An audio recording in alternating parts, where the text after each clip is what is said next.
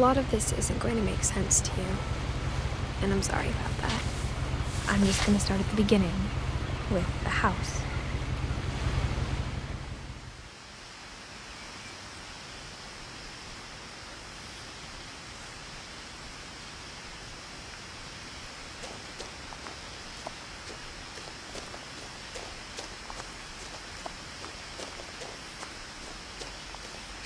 I lived here until I was 11, but I wasn't allowed inside half the rooms.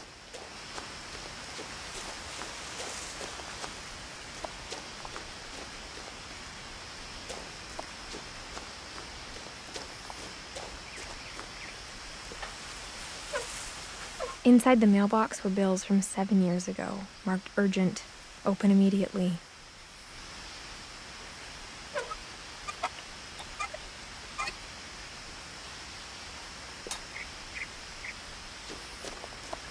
I hadn't been back since my brother Lewis's funeral.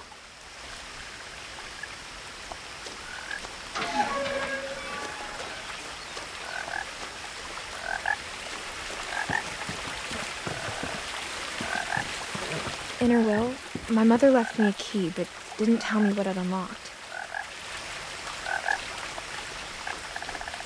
Maybe she thought I'd know, or she thought that the mystery would be enough to bring me back.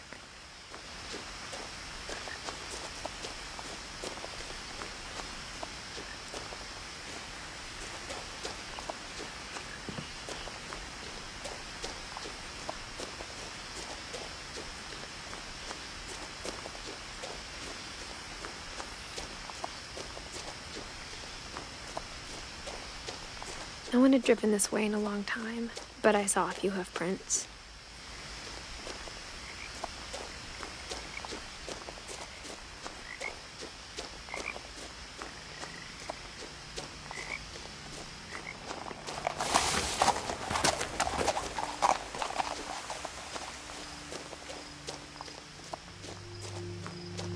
The truth is, even after I inherited the house, I never thought I'd come back to it. But now I had questions about my family that only the house knew the answers to.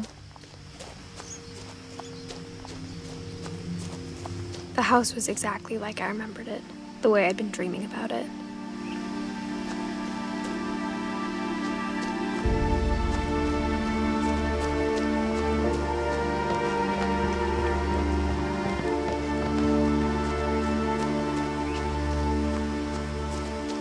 As a child, the house made me uncomfortable in a way I couldn't put into words.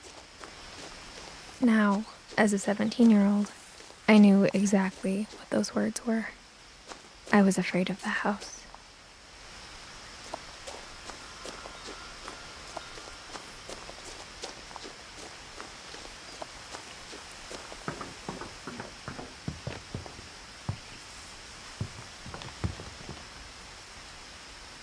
I hoped the key might unlock the front door. It didn't.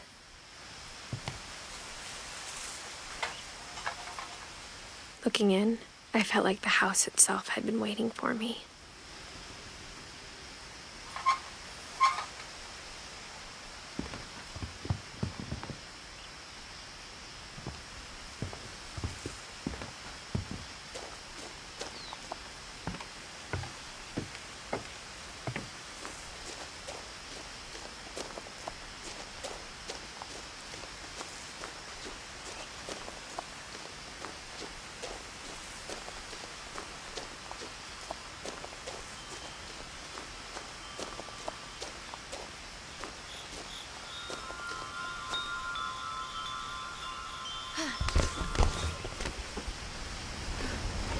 Crawling through the doggy door used to be a lot easier when I was 11.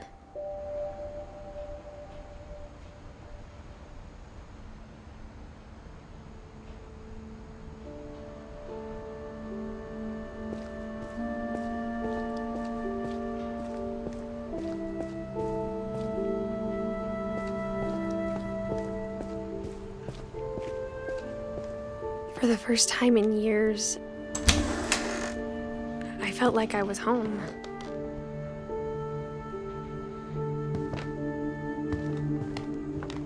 But instead of a family, there were just memories of one.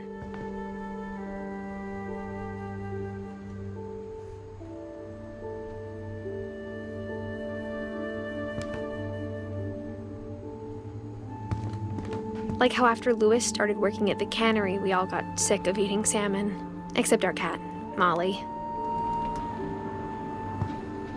Or how only one restaurant would deliver to our house, so we had Chinese a lot.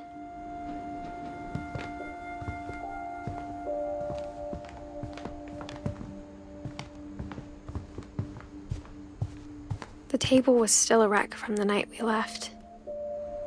It was like a bomb had gone off, killing everyone but sparing the furniture.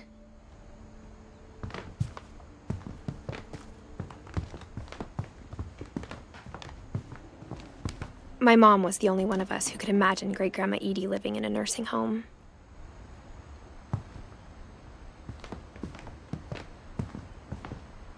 Nothing in the house looked abnormal. There was just too much of it, like a smile with too many teeth.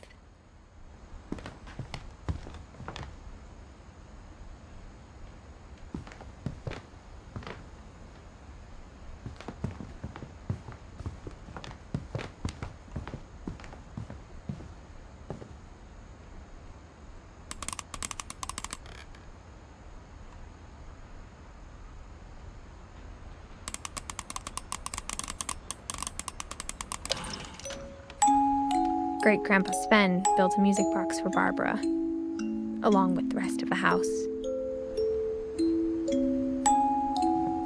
Mom always told me to stay out of the basement, so I wasn't too surprised when the key didn't fit.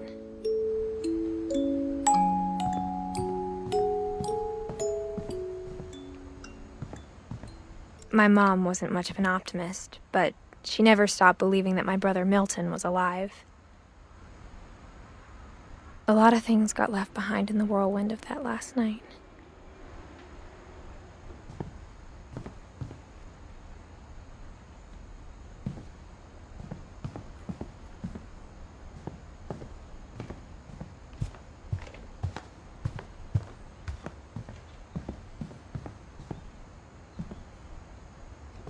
After Milton disappeared, Mom sealed up all the bedrooms. Then Edie retaliated and drilled peepholes.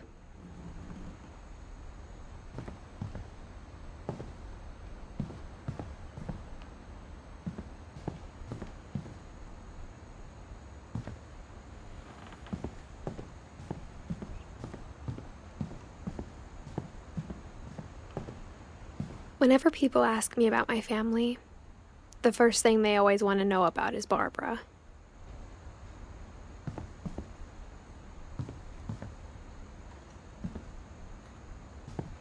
Edie's father, Odin, built the original house.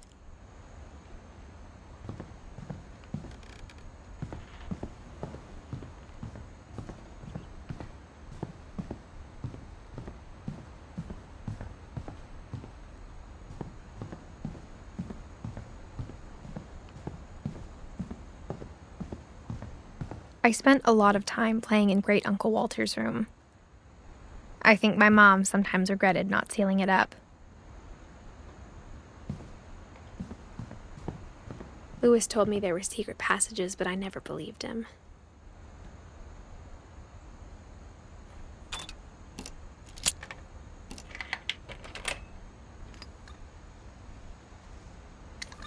Turns out, my mom was really good at keeping secrets. Now it was time to find out what my mom had been afraid of.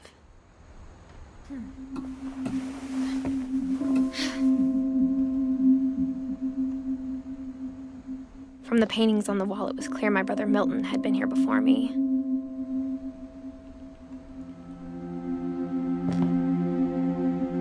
Reading this, maybe it sounds like I had a plan. But I had no idea what was behind that door.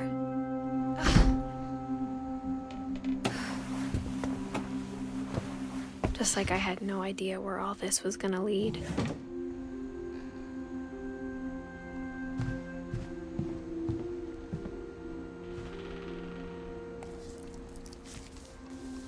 December 13th, 1947. Dear Diary, I'll be gone soon, but I wanted to tell somebody about what's gonna happen. It started when Mom sent me to bed without dinner. I woke up and I was starving, so I looked around for something to eat.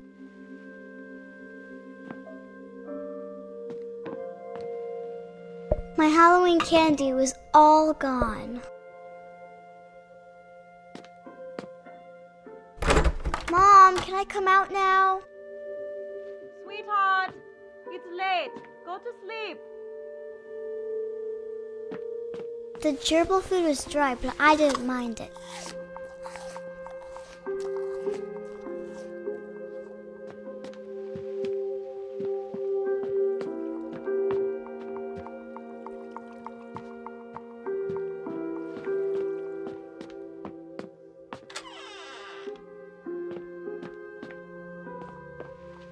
I kept eating and eating.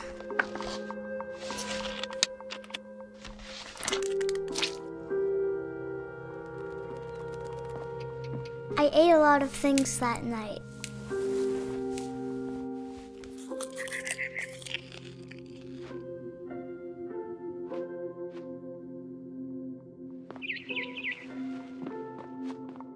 Then I heard chirping outside my window. It was a barn swallow going back to her nest. I reached out for her.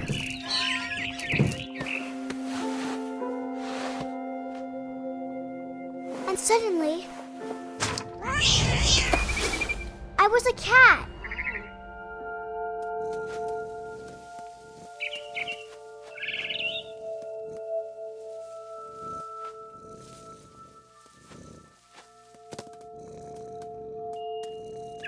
I tried to be quiet, but the bird was really scared.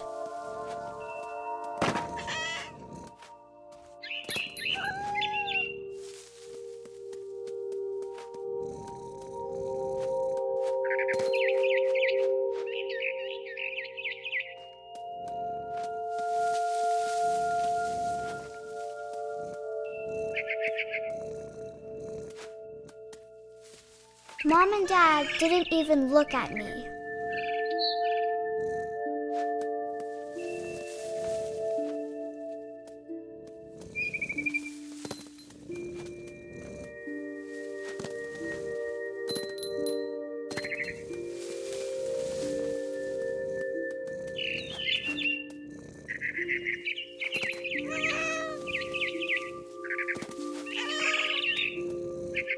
I jumped and I almost got her.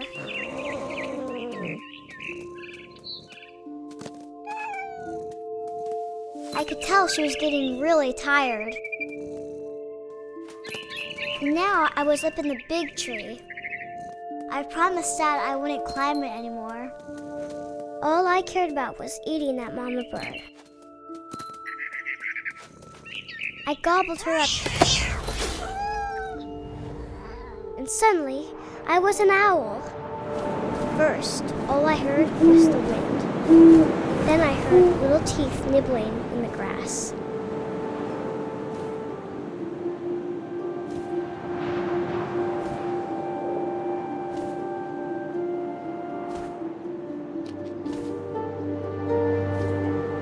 Rabbits.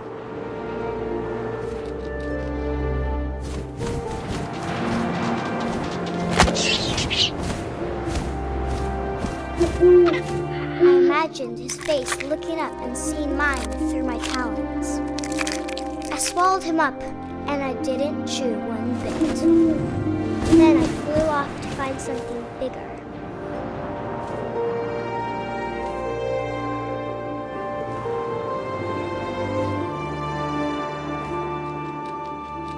A mama rabbit.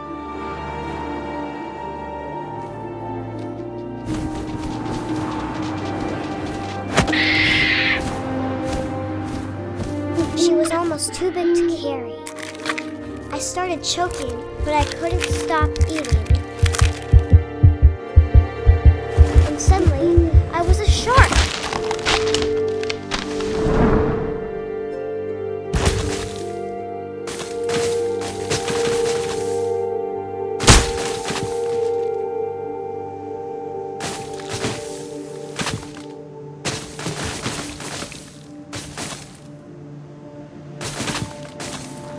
I rolled off a cliff and into the ocean. Now, I was hungrier than ever.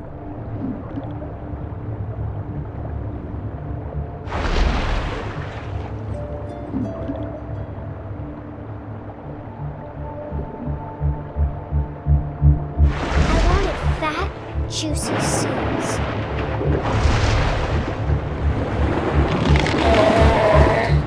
I tore off her flipper, and it tasted really good.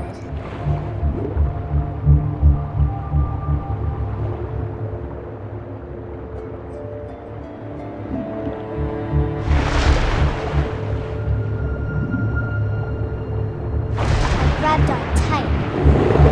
And when I was so hungry, I jumped out of the water. When I opened my eyes, everything had changed.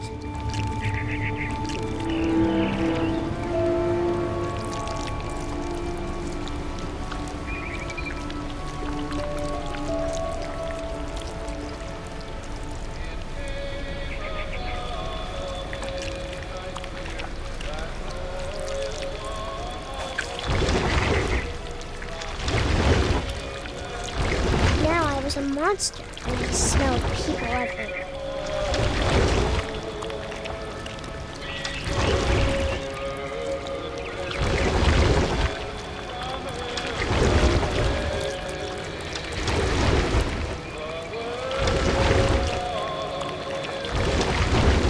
I was big, and I moved real quiet.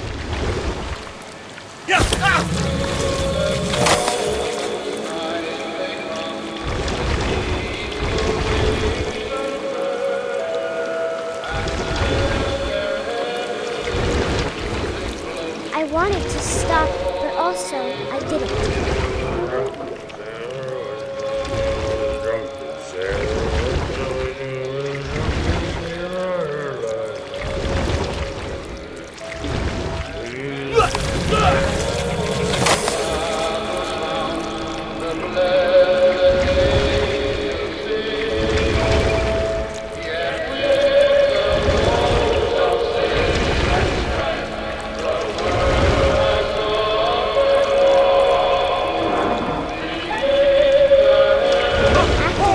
Passenger, I was still hungry. And across the water, I smelled something new. Something I had to have, so I swam towards it.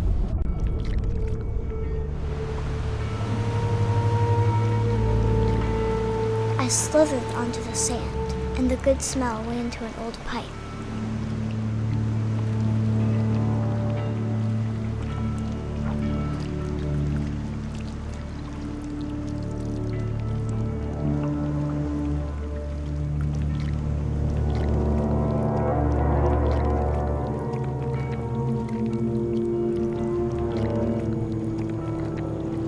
I got closer and closer.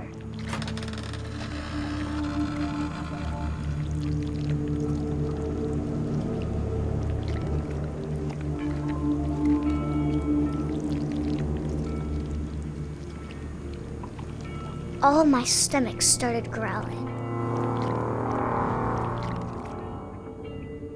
And suddenly, I was me again. I held my breath for a long time, but I couldn't hear anything. I think it's waiting for me to fall asleep. But it's not going to wait much longer. It needs to feed, and we both know I will be delicious.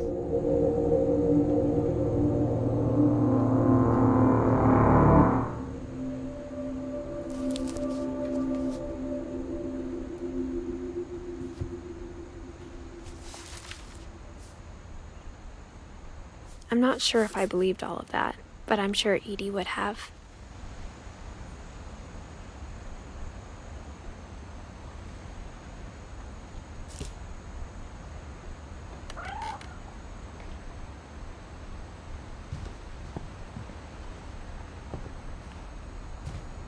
I grew up looking at Molly's room through the peephole. Molly's gerbil had a tiny bedroom with its own even tinier gerbil cage.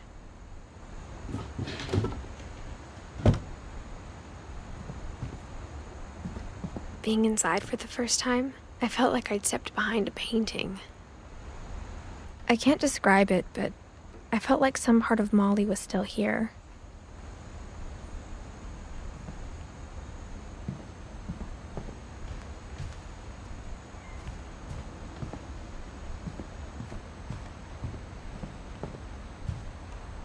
I got the sense Edie had spent a lot of time here, before my mom sealed the doors.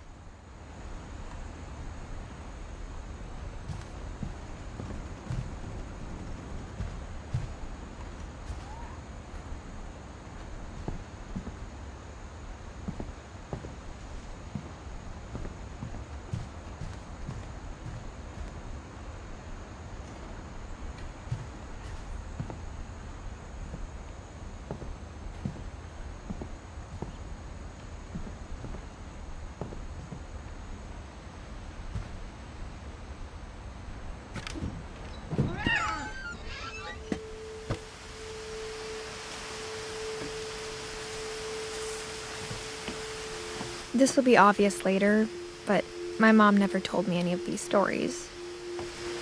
Edie would have, but Mom didn't like bringing up the past. Though, when we adopted a stray kitten, she was the one who named it Molly.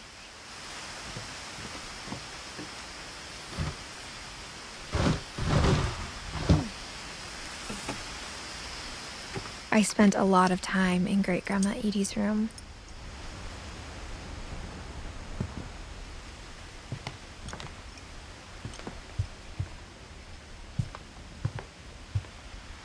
Edie gave a big interview about a mole man living under the Finch house.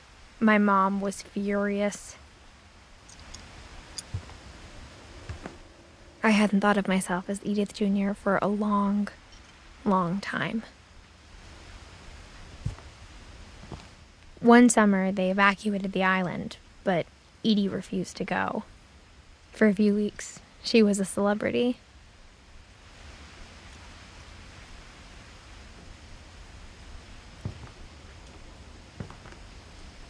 When Edie told people Sven was killed by a dragon, she could also have said he was building a dragon-shaped slide that collapsed. She could have, but she didn't.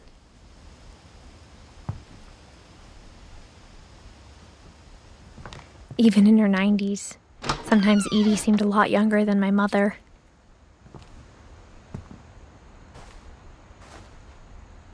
The only trace Grandpa Sam's first wife, Kay, left on the house was the pink bathroom. It was a pretty big trace.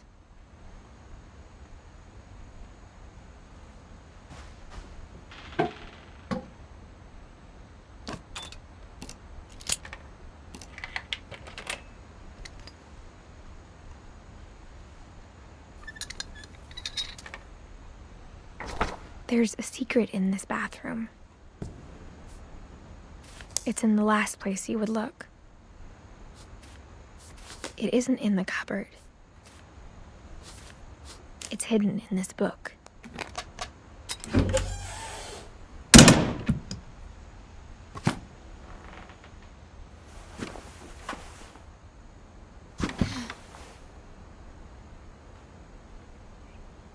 Sven gave Sam an old camera he'd refurbished. He never put it down.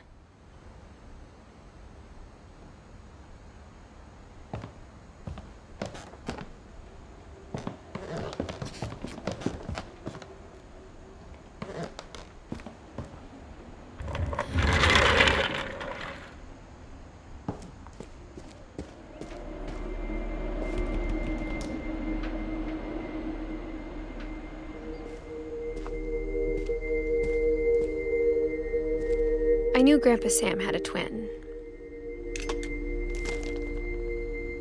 and that he never talked about him.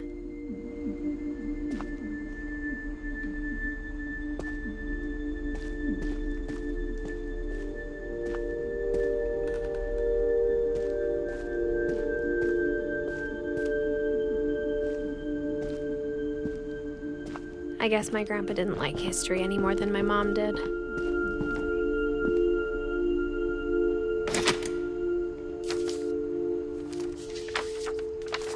How I Want to Remember My Brother by Sam Finch.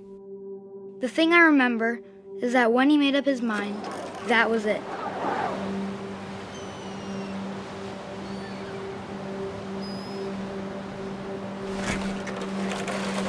My brother said he'd die before he ate another mushroom. And he did. At Barbara's funeral, we swore we'd never be afraid again. And he wasn't. I think Calvin always wanted to fly.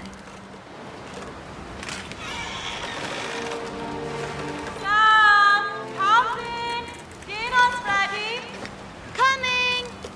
But that day, he finally made up his mind to do it. I told him going around was impossible. Maybe if I hadn't said that,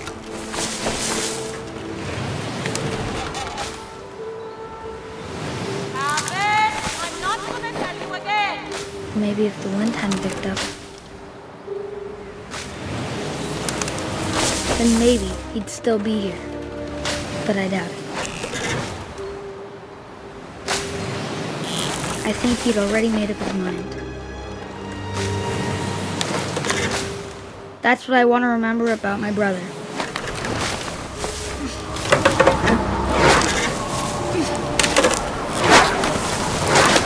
The day he made up his mind to fly.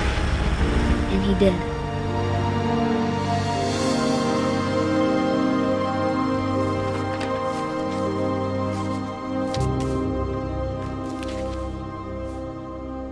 Calvin's story felt strangely familiar. When I was younger, I remember trying to do the exact same thing.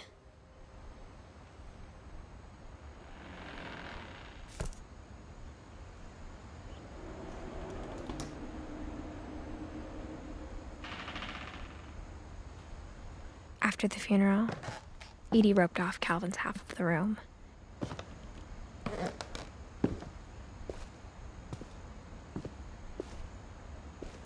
Mom said Grandpa Sam enlisted at 18 and never set foot in the room again.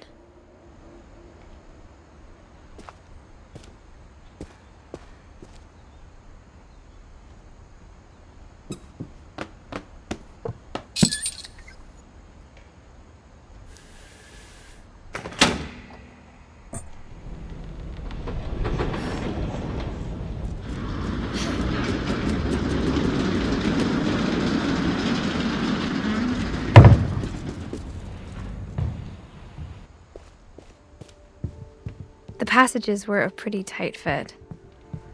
They'd obviously been built for smaller hands and bellies.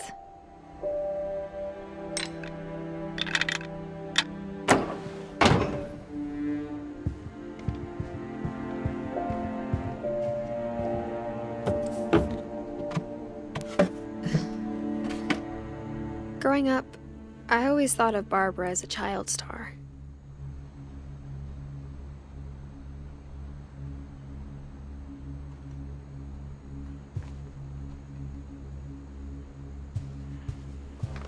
I never thought about how hard it must have been for her afterwards.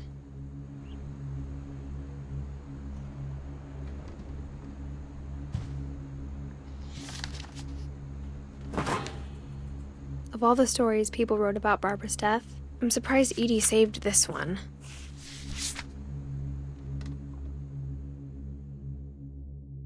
Old Jack here with another ghastly tale inspired by America's most unfortunate family. I'm calling it The Surprise Ending of Barbara Finch. As a child star, Barbara was famous for her scream. Now at 16, she was all washed up. A has-been. But in a lucky break, she'd been asked to perform her signature scream at a local convention for monster movie fans. It was just the boost her career needed. Unfortunately, her scream hadn't aged well. Getting better. I think you just need the right motivation. Her biggest fan and current boyfriend, Rick, was about to demonstrate when... Now that was a great scream. It was Barbara's father, Sven. He'd slipped into a table saw and had to be rushed to the emergency room. So Barbara got stuck babysitting her youngest brother, Walter. Her convention comeback was cancelled.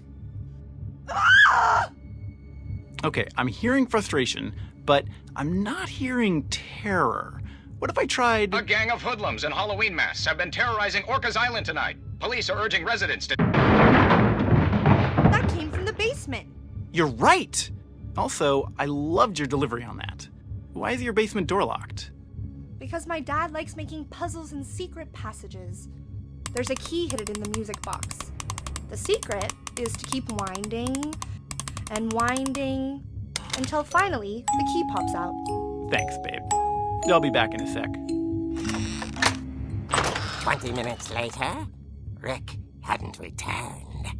So Barbara went to look for him, right on cue. She reached for the music box. And as she wound the key, she listened for Rick, but the house was silent.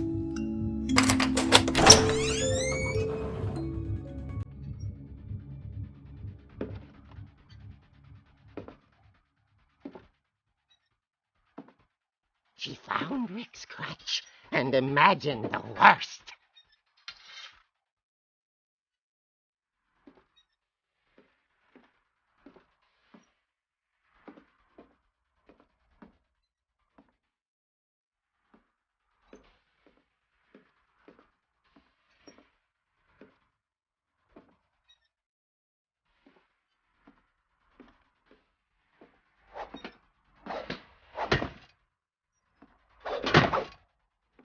The gang's leader is the infamous Hookman Killer, Dr. Carl Hamill, who impaled and then ate his family 10 years ago tonight.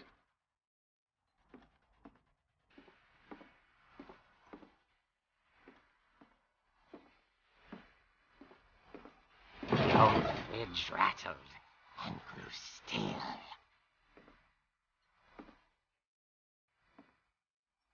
Oh dear! Oh! Rick? Barb, relax. I was just trying to scare you to help you find your scream. Well, I'm not scared, Rick. I'm furious.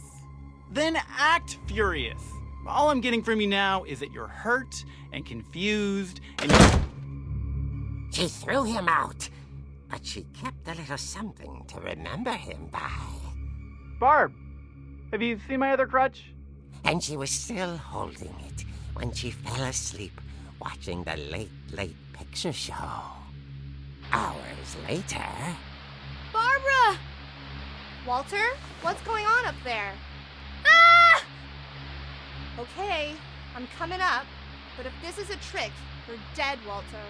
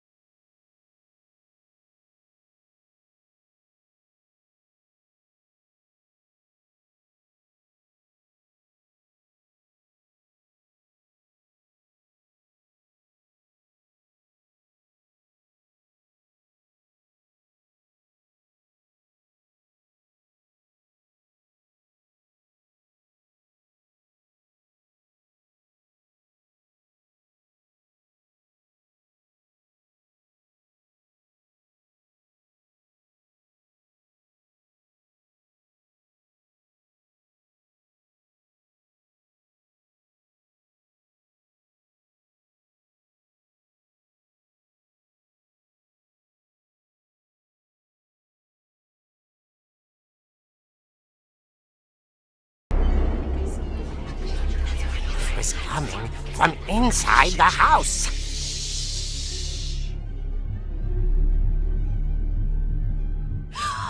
Oh dear.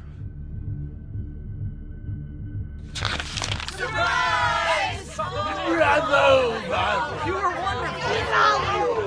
monsters had come to surprise her. For Barbara, it was a dream come true. Then she saw what kind of monsters they were, and she realized what was about to happen. She was going to be famous. And with her final breath, Barbara Finch gave the performance of her life.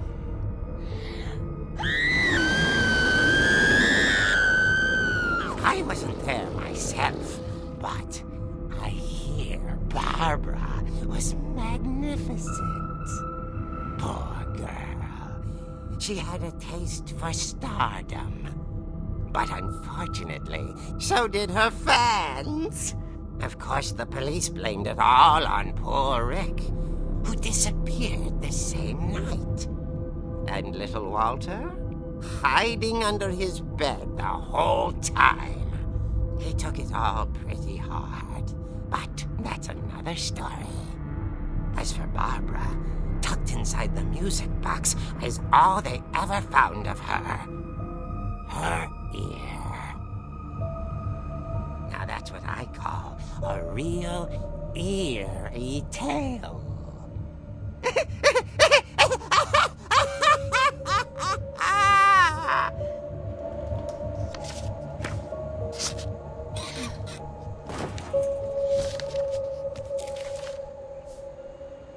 Edie told me all Barbara wanted was to be remembered, as absurd as that comic was.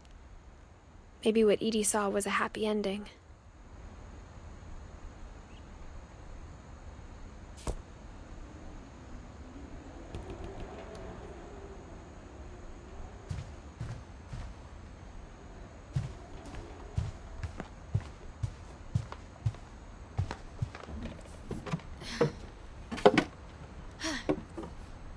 I guess now I know why Mom didn't like me playing with the music box.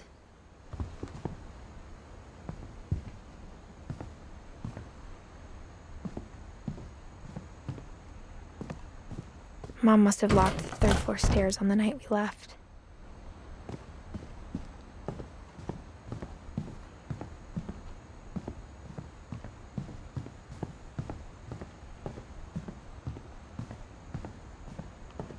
It's funny. All those times I played with the music box and never found the basement key.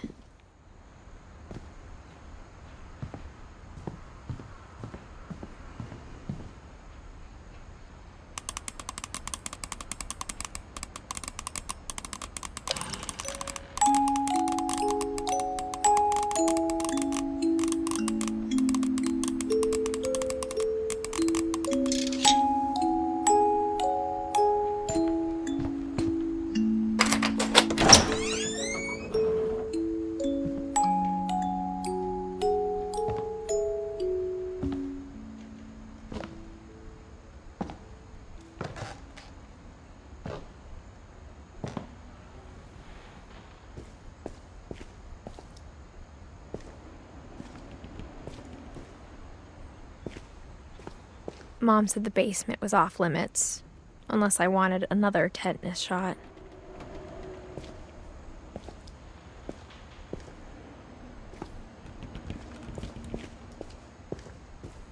I saw Edie sneak down to the basement once, carrying packages. I thought maybe she was hiding presents. It turned out she was hiding a lot more than that.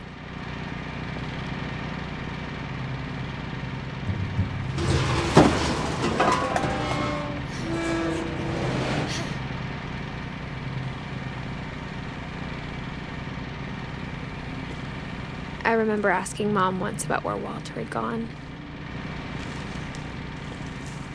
She said after Barbara died, he got as far away as he could.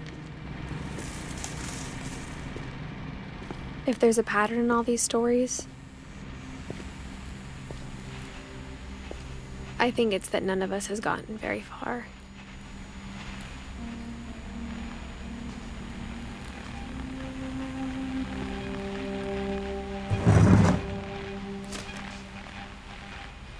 Goodbye, everyone.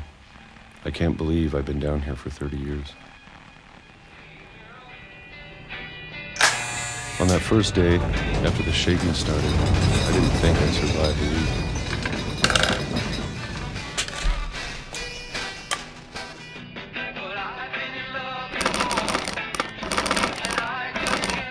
But after a few days, I settled into a routine.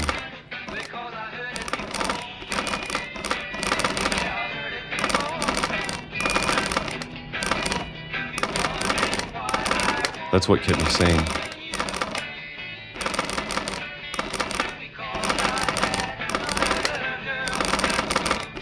Having a schedule, living for today. I always expected to be dead tomorrow. But if you wait long enough, you get used to anything.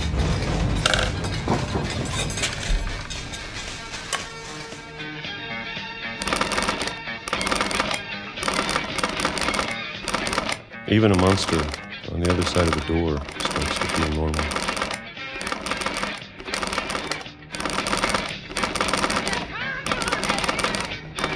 Almost friendly.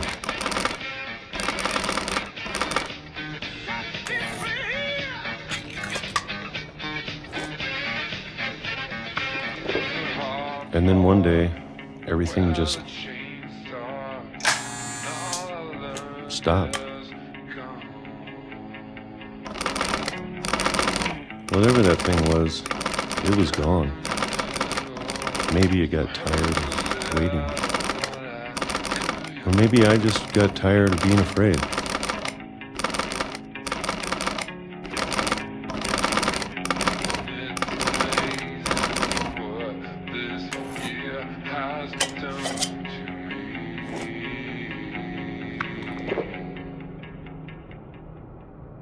It's been a week now. The longest in 30 years. I'm done waiting. I have to leave while I still can.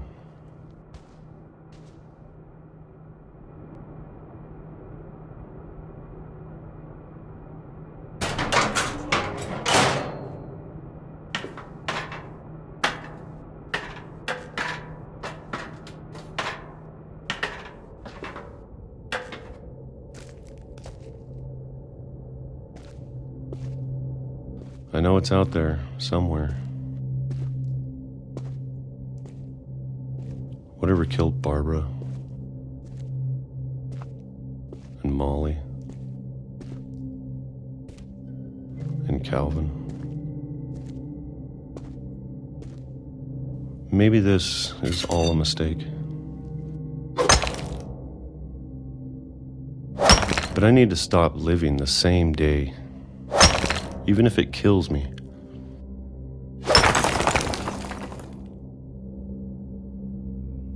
Whatever's out there, I want you to know I'm ready for it. I'm going to appreciate all of it, especially the food. I don't mind if I only have a year left,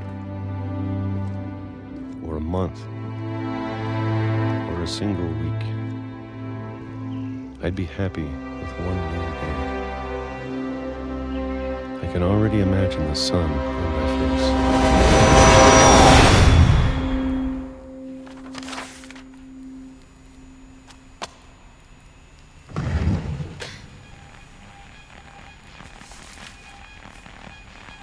Walter died when I was 6. I can't believe my mom never told me he was down here.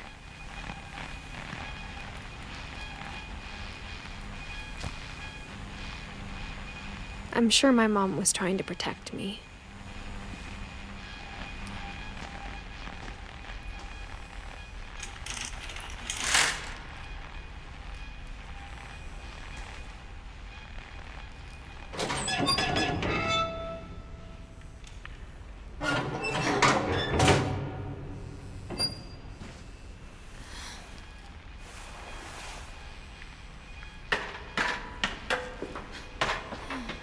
Maybe she was afraid I'd end up like Walter. But if she never told me about an uncle under the house, I can only imagine what else she was hiding. I don't want to make the same mistakes she made. Trying to bury something that's still alive.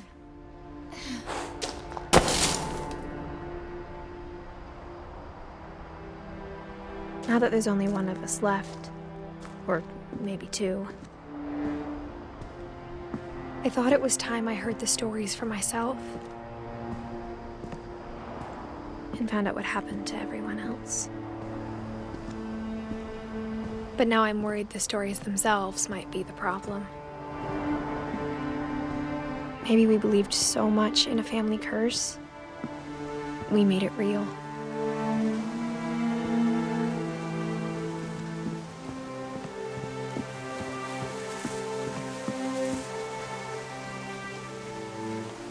I don't know if I should even be writing this.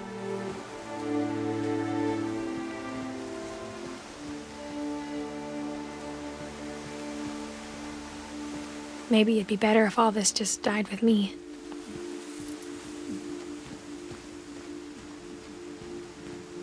But I thought you should know about your family.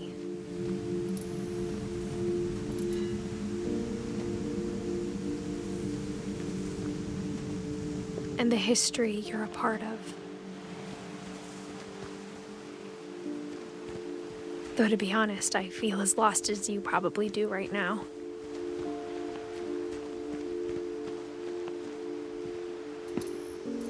I think the people in these stories believed them, for what that's worth.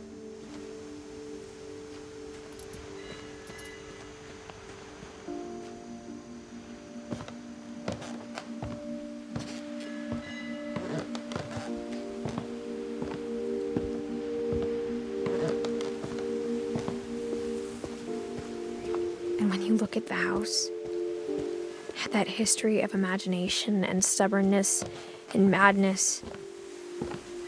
Any of it seems possible.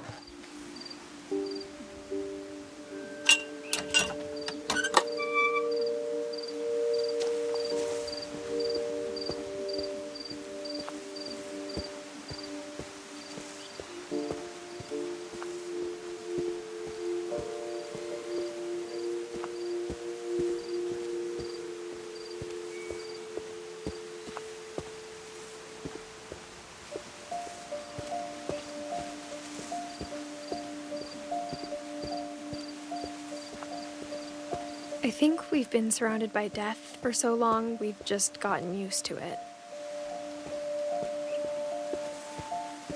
What kind of family finishes building a cemetery before starting the house?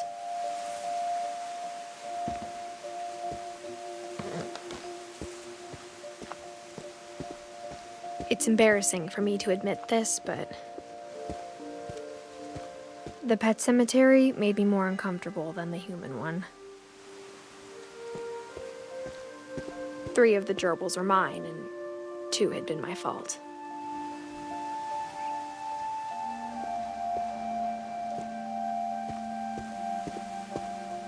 Sven built the house, but it was Edie who designed the cemetery.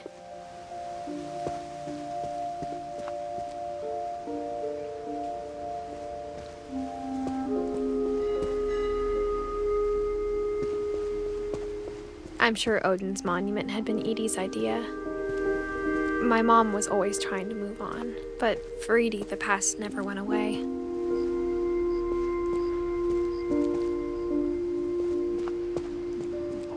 She could see it poking out of the water at low tide.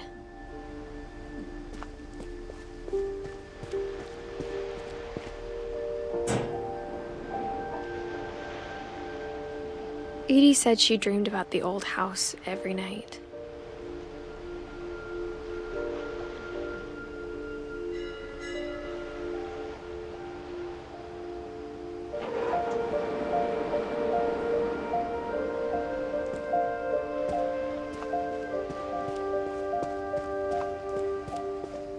Edie's side was always easier for me to understand. But the older I get, the more I can see where my mom was coming from.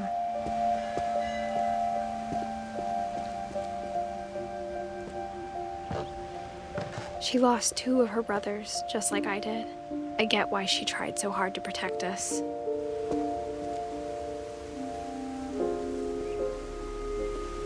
We never found Milton's body, so my mom insisted we were putting up a monument, not a tombstone.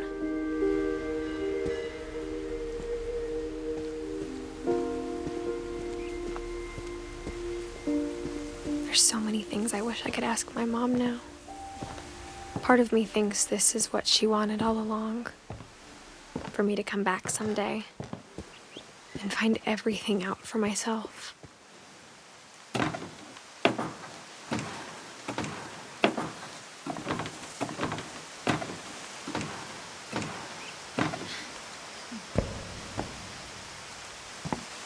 But looking back on it now,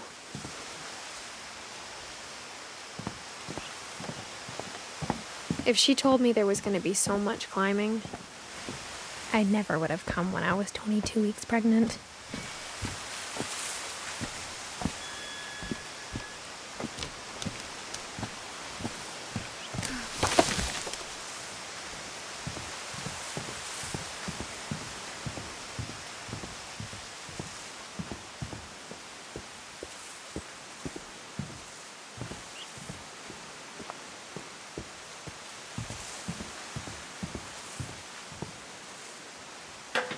I never met Grandpa Sam, but I think he and my mom had a lot in common.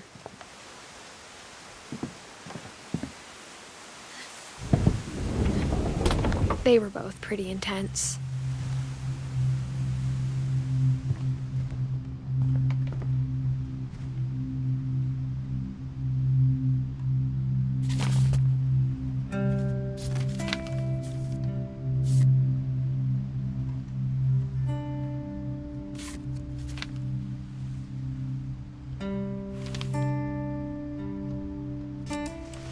Dawn, I promise, you'll never forget this weekend. Yes, sir. These memories are gonna last a lifetime. What? Am I gonna have to shoot anything? It's a hunting trip, Dawn. Shooting is strongly encouraged. Perfect. It's gonna rain the whole weekend, isn't it?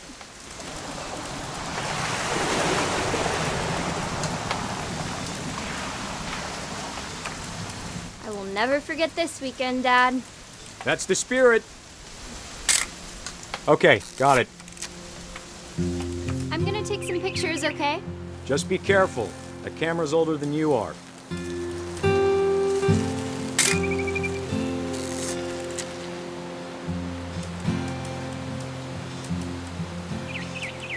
You're right, Dad. It's starting to clear up.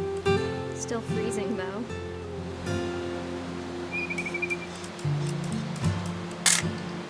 Aw.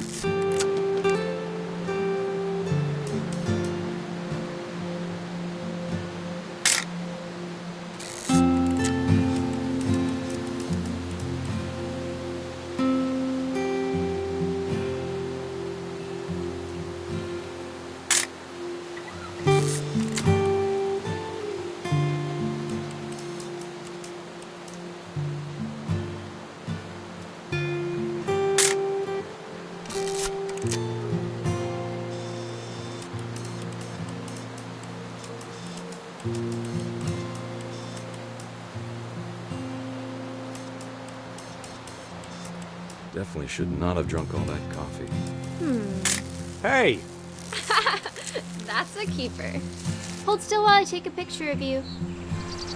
I'm just saying, I'm not always gonna be here, Dawn. You'll need to remember this stuff, if you want to survive. I'll be fine, Dad. You know who else thought he was gonna be fine? Some guy who died. Dawn, I'm being serious. I know, Dad. You're always serious. Doesn't being out here make you want to chill out? Well, to tell you the truth, I haven't been out here in 20 years.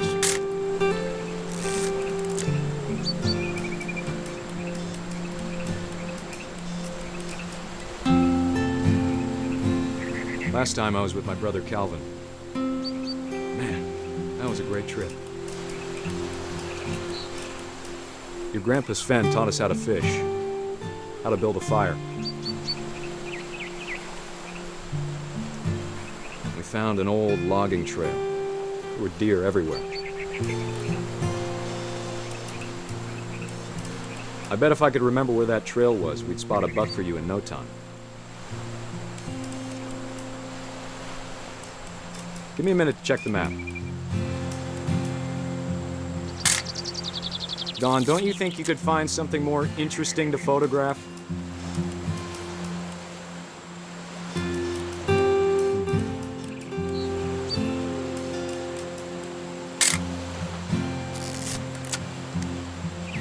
Let's see.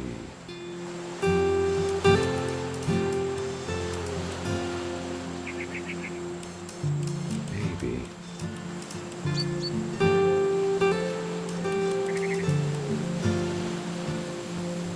Or was it?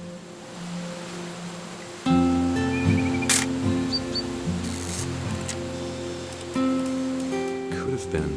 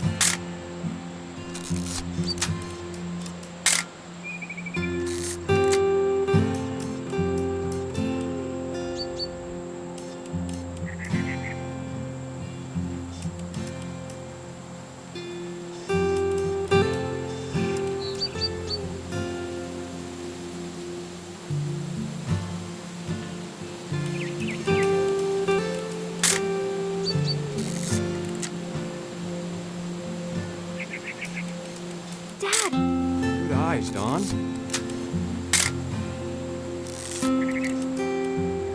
Before you take the shot, let me get a picture of you. Dad,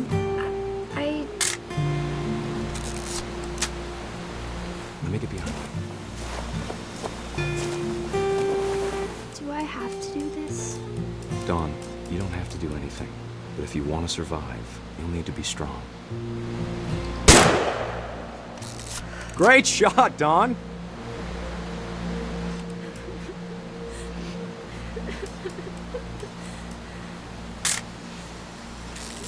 I'm proud of you, Don. Always remember that, okay?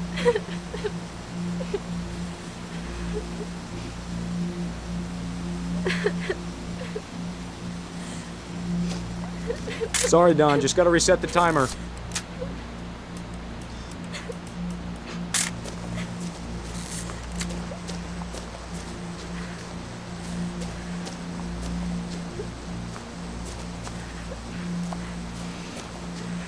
Dad, it's twitching. I think That's it's totally so... normal, Don. Just focus on the camera. Try not to think about... Dad!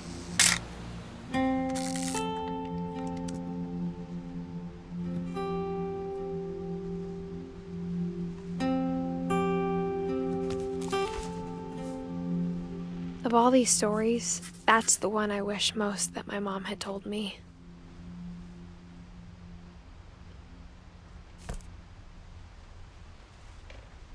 Sam spent his life shooting photos, but Mom said he got nervous being in front of the camera. I guess we're all afraid of something.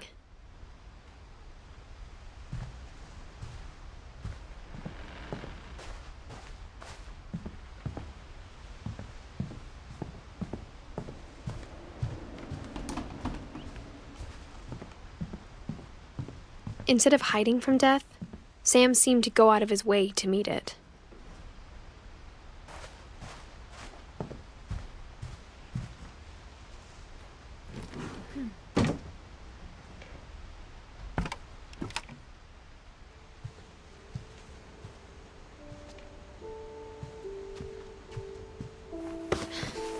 After Sam died, my mom and Edie got really close. They'd both lost a lot.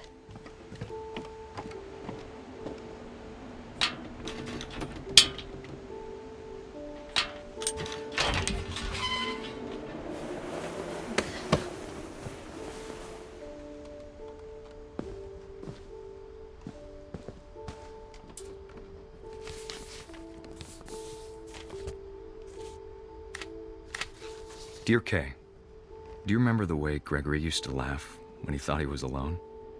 Like something funny was happening, but only he could see it.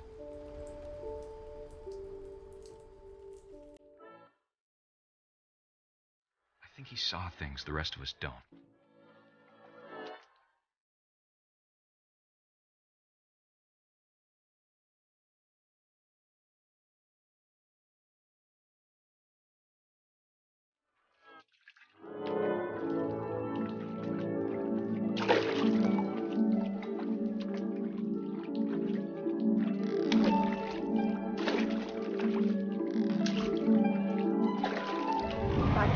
Gregory, it's time to...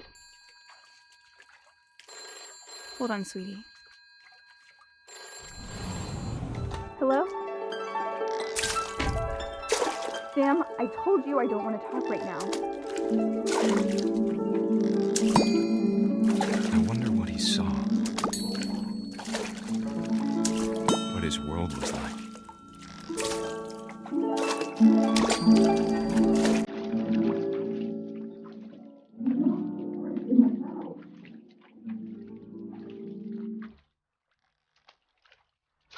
He reminded me so much of Calvin. Lost in his imagination.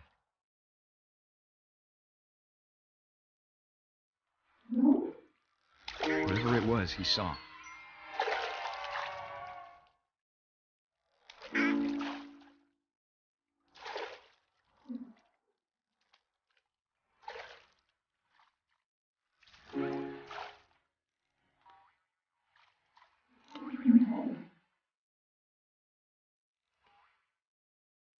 It sure made him happy.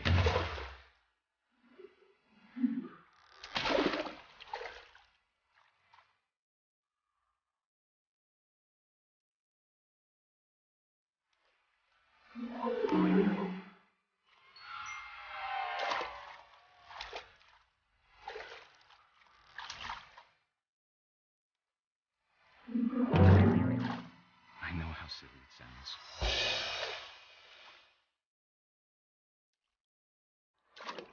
That I worried about a baby being too happy. But I could feel him slipping away. Sorry about that, Gregory. I know you did everything you could. Maybe if I hadn't called that night. Damn it. Hold on, I don't want Gregory to hear this.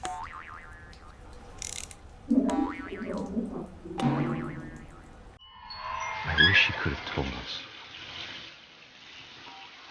about the world he saw.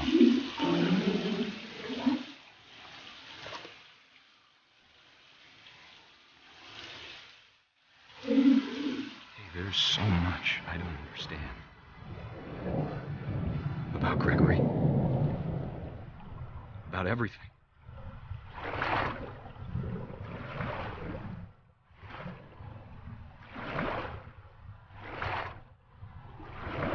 know what happened wasn't your fault.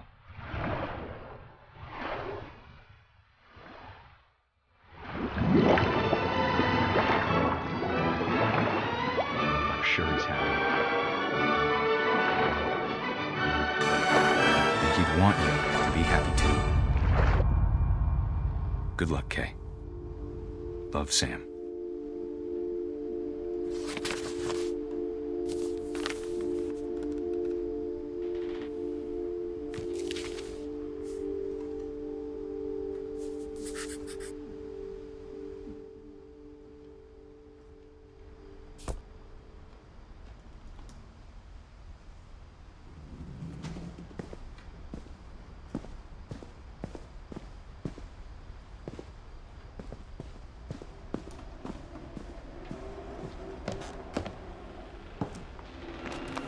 My mom moved up to the loft after her brothers died. At the time, it was as far away as she could get.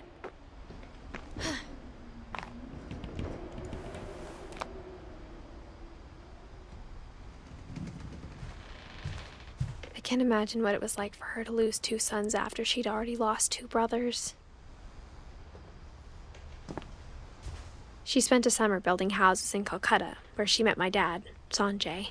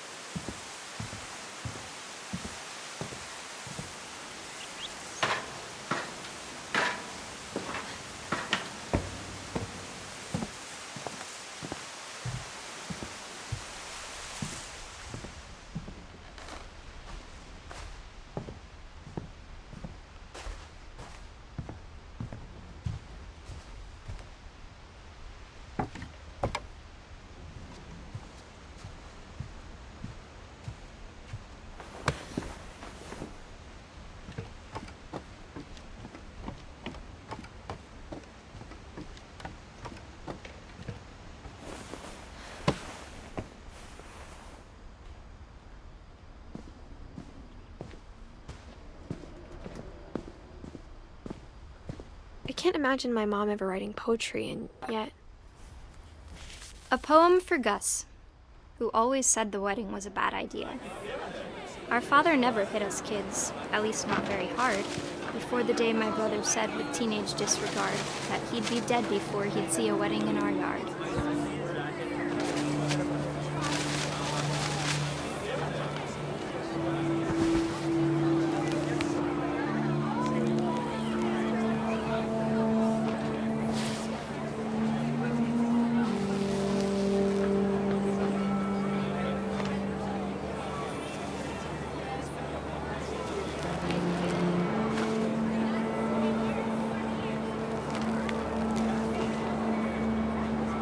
My father made him come, of course, but Gus stood far apart, just flew his kite and bottled up the storm inside his heart.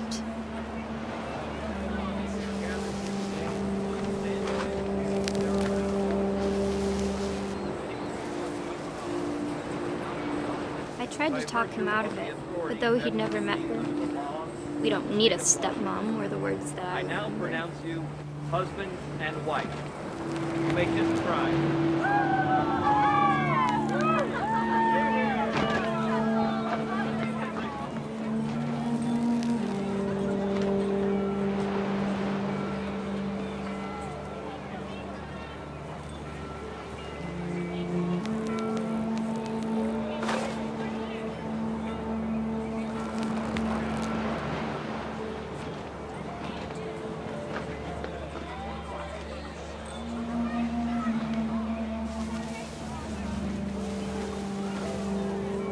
When the time for photos came, Dad ordered him to come here. But Gus declined, and as a sign held up his middle finger.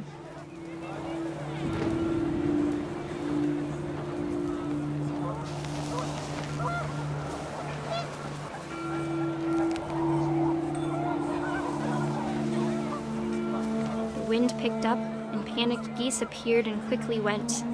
But all the humans did that day was go inside the tent.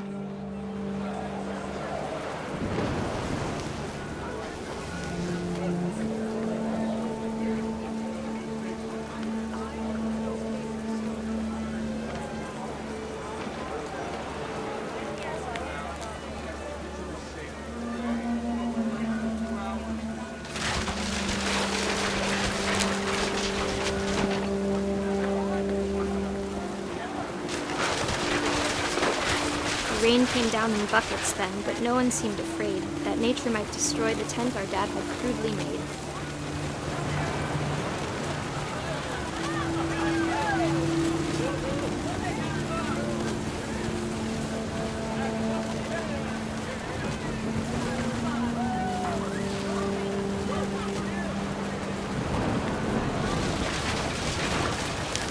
The thunder sounded much too close and full of angry power.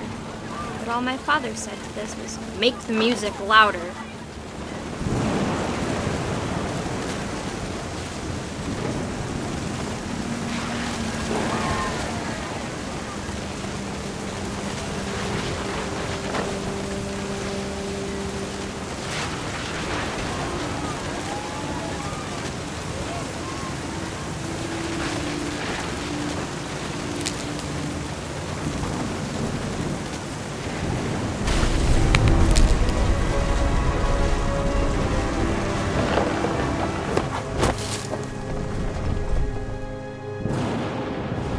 I wish that I could truly say I thought about you on that day.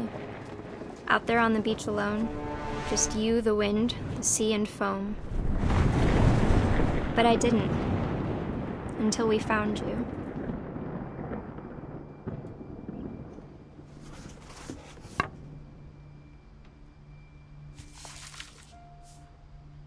She never talked about him, but Mom told me once if I was a boy, they were going to name me Gus.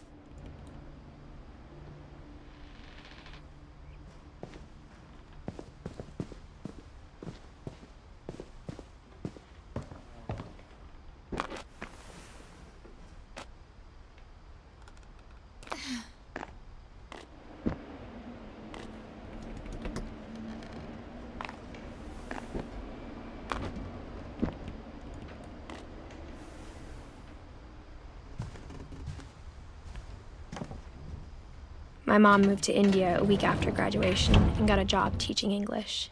Louis was born a year later.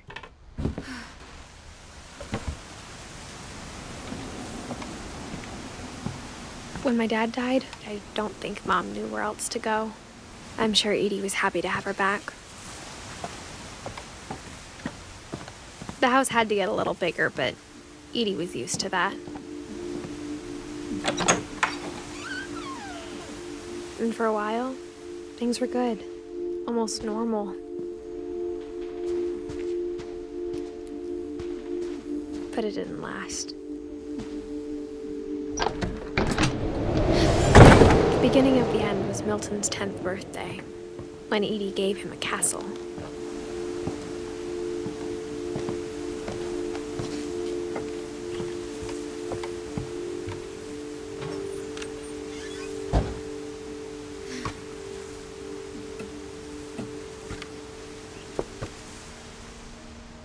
I think Edie was happy to finally have another painter in the family.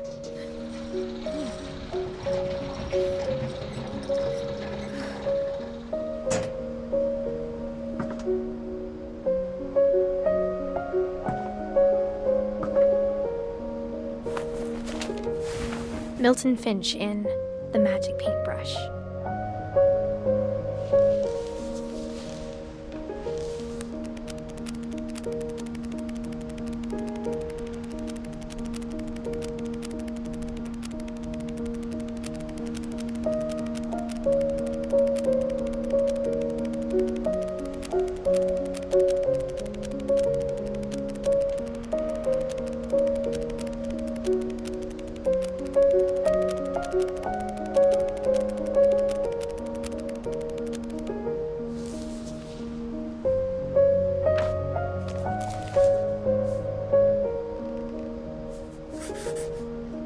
I was 4 when Milton disappeared.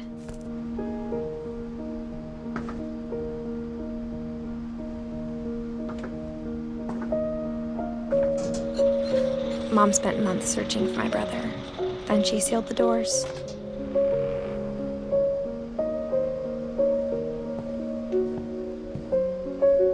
Whatever Milton had found in the house, Mom didn't want it getting out.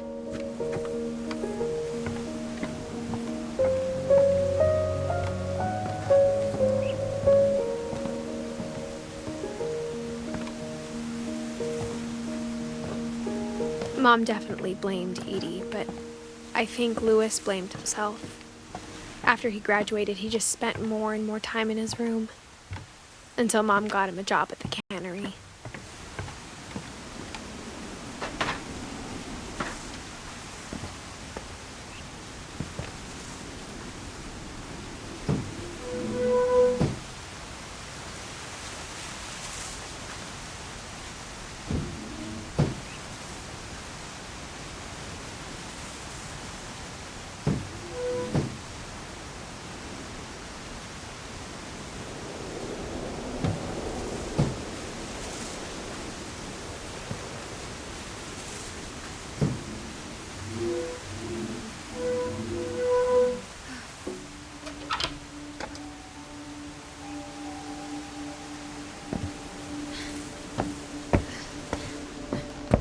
Louis's room smelled very, very familiar.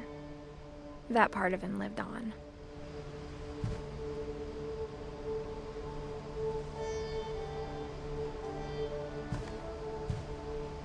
Louis and I spent a lot of time playing games together, but he was surprisingly bad at them. He died a lot.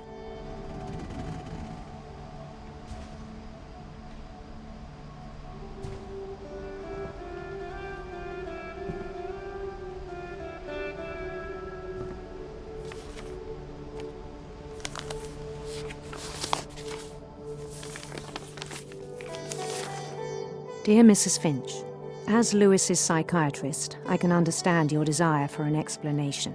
As I see it, the trouble began in January, shortly after we convinced your son to seek treatment for substance abuse.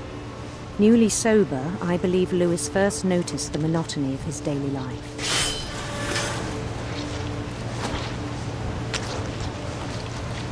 He kept working at the cannery, but he withdrew part of himself. In our sessions, I saw the same behavior. His mind began to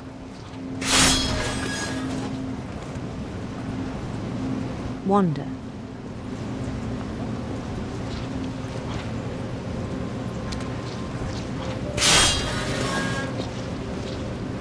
I asked him to describe it. He said he started small, imagining a labyrinth. He'd feel his way about. Then something moved. Bats. And toads.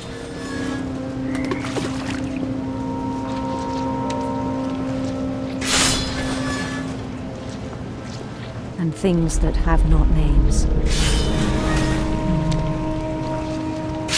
He knew it was all in his head.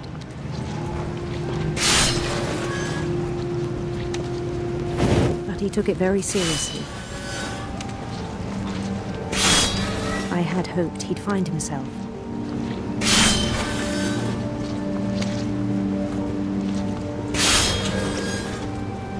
But he found something more. I worried about him then, daydreaming at the cannery. I spoke with his boss, but he said Lewis had become a model employee. Methodical, tireless, focused. Like a whole new Lewis. So I let him go on.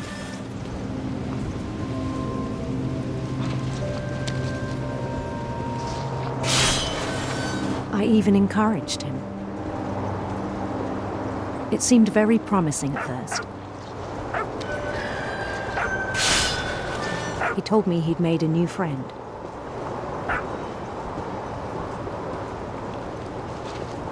On the edge of a city he named Lewis Topia.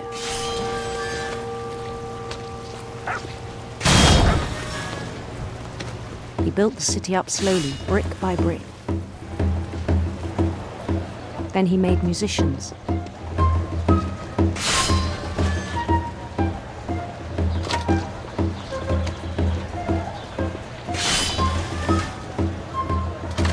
And songs for them to play.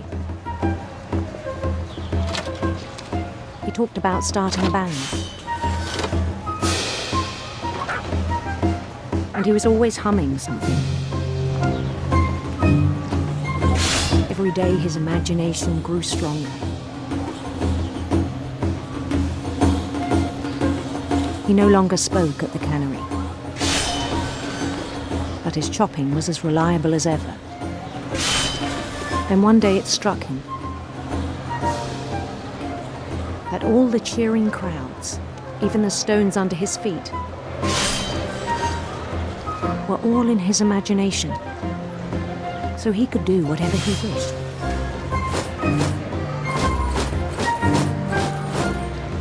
He held an election for mayor, and he won. They begged him to stay, but his mind was already wandering. It became a game for him.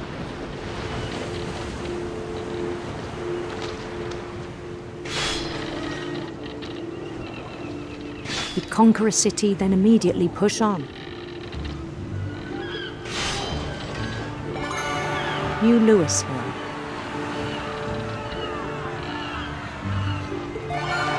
St. Louis. He started drifting away from our reality.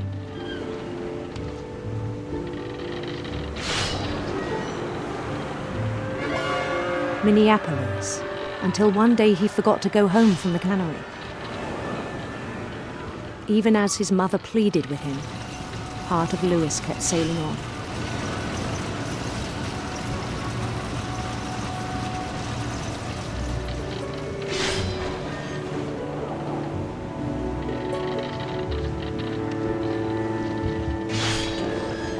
In Lewisburg, he heard rumors of a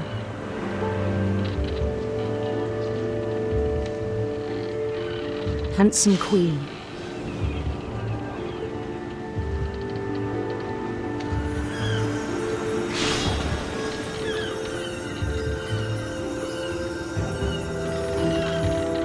The queen was on her own quest for sinister serpents.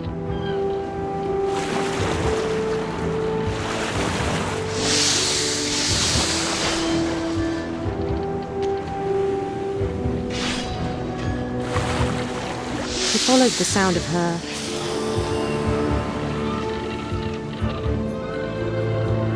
silver harp.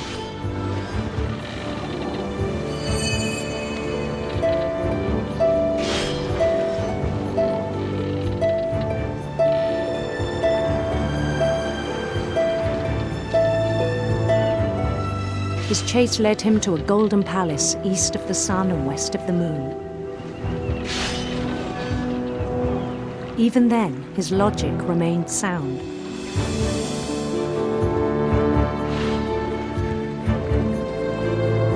He knew the world was all in his imagination.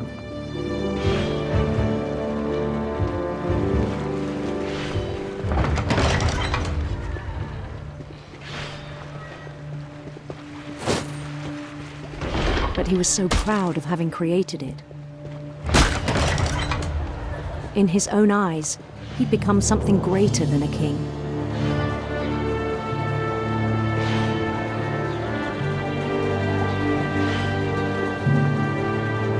For someone who'd never known success in the real world, I think it was overwhelming. And then it struck him that the real Lewis was not the one chopping salmon, but the one climbing the steps of a golden palace.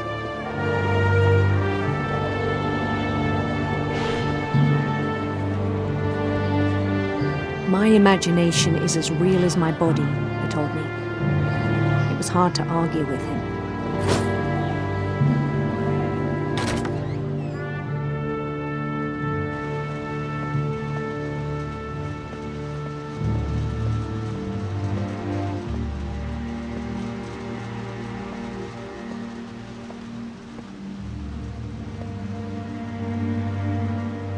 He began to forget the world we know.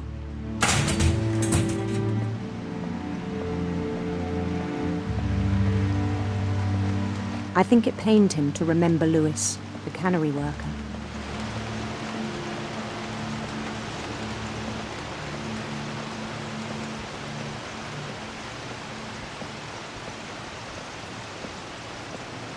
He began to despise the man with a royal contempt.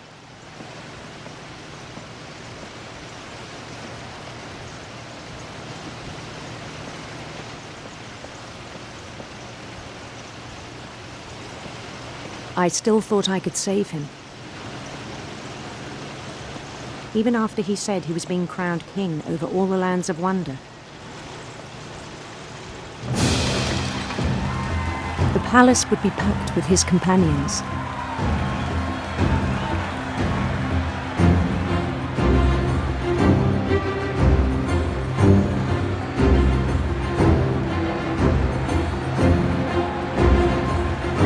Including the wise Calico who'd insisted on inviting him.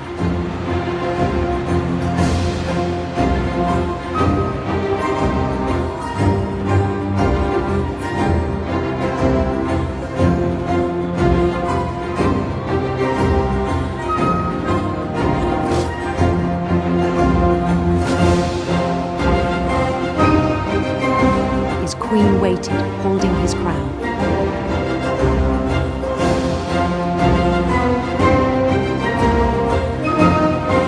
There was only one thing left to do.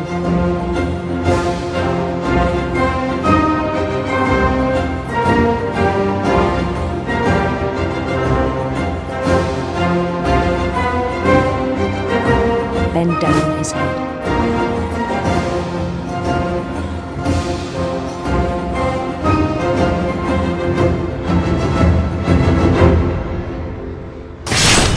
And the rest I think you know. Mrs. Finch, your son was a kind man who will be missed by all of us who knew him.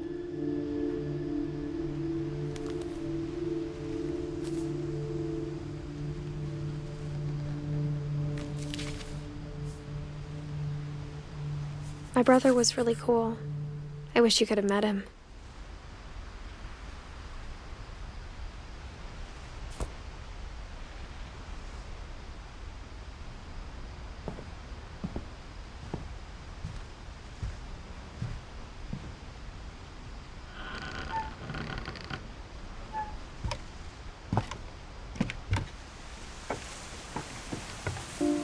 On the way back from Lewis's funeral, my mom told me to start packing. She waited until the day before we left to tell Edie. I'm not sure if she wanted to make it easier or harder.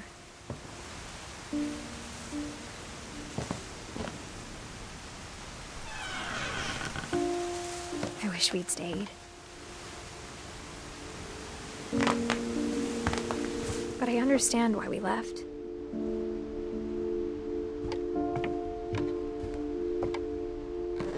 My mom ended up leaving everything behind. What happened that night had been coming for a long time. Maybe it should have come sooner.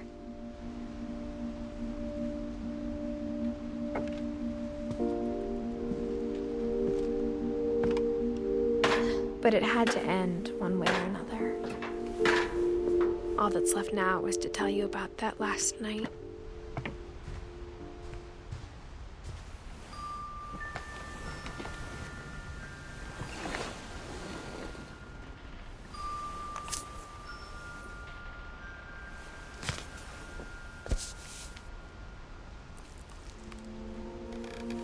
That whole last day, Edie just watched us pack and didn't say a word. Until supper, when she raised her glass and said, "To our final night together, and all our final nights apart." Grandma, you know what I said about alcohol. Some of your medications are very Edith, specific. I left a present for you in the hallway. Why don't you go open it? The grown-ups have to argue now. I'm sorry, you're right. We're all leaving tomorrow. Let's just enjoy our last... I'm not leaving. Edith, you're excused.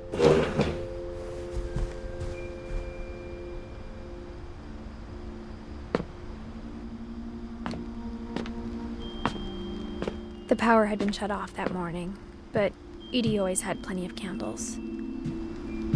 When my mom sealed the library, I don't think she knew about the other entrance. Or that Edie had a key to it.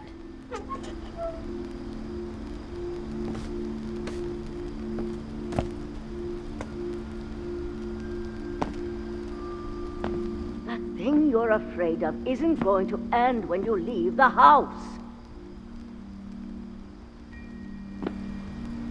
Edith has a right to know these stories. My children are dead because of your stories. I think it's best if Edith and I leave tonight.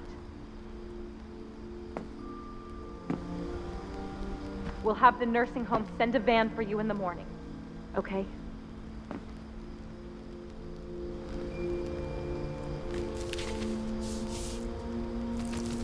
Dear Edith, there's so many stories I wish I could tell you, but there's only time for one. This is about what happened on the night you were born. That night, the tide went way, way out. It was the first and last time I ever saw the old house aground. There'd been an earthquake out in the middle of the ocean. They called it the lowest tide in 1,000 years. God, it smelled awful.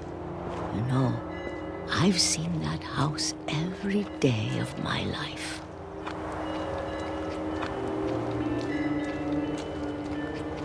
But I never thought I'd go back to it.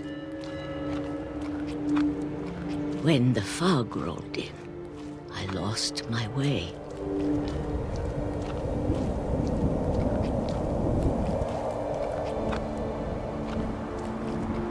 I got turned around.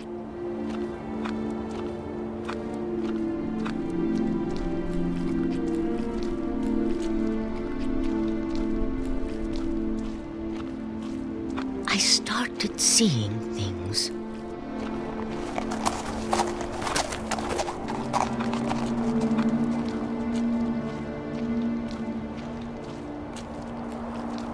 Things I'd forgotten had ever existed.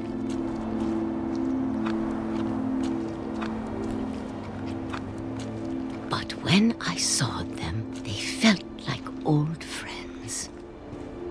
That night, a lot of things came back to me. Or maybe I came back to them.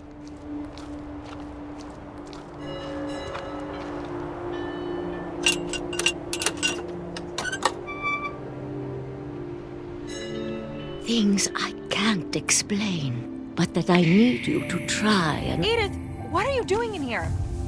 It's mine. Edith! Mom, you're gonna rip it! Let go! I kicked and screamed, but Mom dragged me to the car.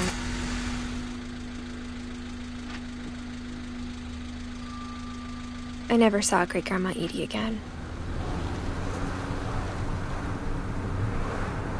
The next morning, the van came to pick her up, but she was already gone. After that, we moved around a lot.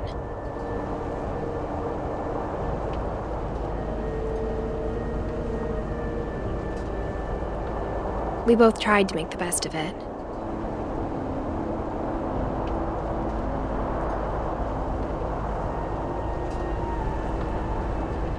A few years went by.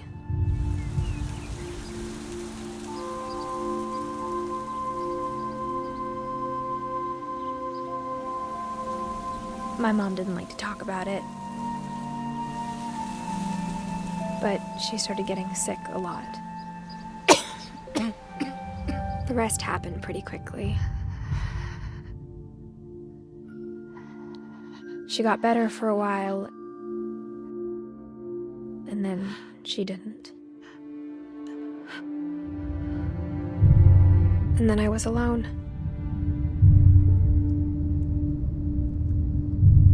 The last Finch left alive.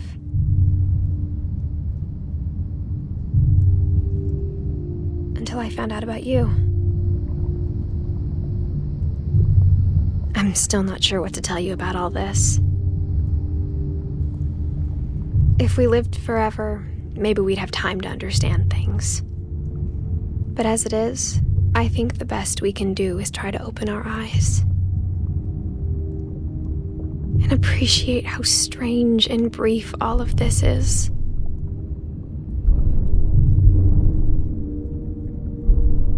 This journal was supposed to be for you. But now I hope you'll never see it. I just want to meet you and tell you all these stories myself. But I guess if you're reading this now, things didn't work out that way.